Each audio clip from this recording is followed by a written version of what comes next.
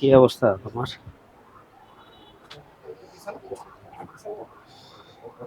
খাওয়া দাওয়া করতে পারছো?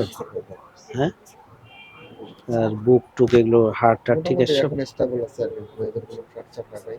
শরীরে আচ্ছা। একটু ব্যথা আছে, এখন ঠিক হওয়ার কথা আর কি। একটাই ঠিক হয়ে গেছে।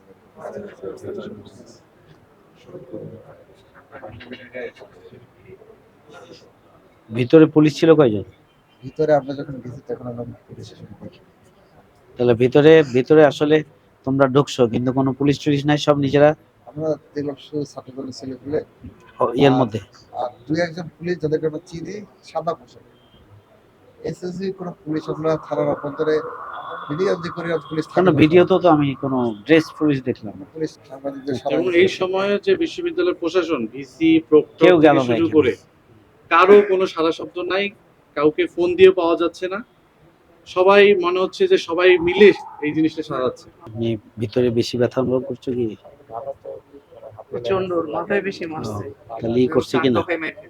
হ্যাঁ, 4 দফায়। 4 দফা। একবার টেনে হিচড়ে নিয়ে আসছে, তারপর আবার ফিরে মানে তারাই মারে, আবার তারাই রিটার্ন করতে সাথে। সাজানো সাজানো। পুরোটাই স্ক্রিপ্টেড।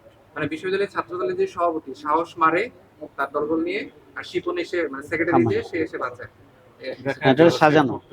শোনো, এরকম কি বলে যে এরকম করতে করতে 20 বছরে পালাইতে হয়েছে যাদেরকে, এখন যদি নতুন করে আবার পালানোর প্লট তৈরি করে কেউ, এদের জন্য তারাই দায়ী থাকবে। ঠিক এটা এইভাবে যে এই জেনারেশনকে আর দমিয়ে রাখা যাবে না ইনশাআল্লাহ। আপনারা বিরোধী দলের নেতা হিসেবে আপনাদের কাছে আমাদের দাবি থাকবে আর কি, যে আপনারা বিষয়টা বিচারের জন্য আওয়াজ তুলবেন। অবশ্যই নির্বাচিত প্রতিনিধিদের গায়ে হাত তুলছে, তার মানে হলো এখানে তারা ডাকসুর উপরই চ্যালেঞ্জ ছুড়ে দিচ্ছে।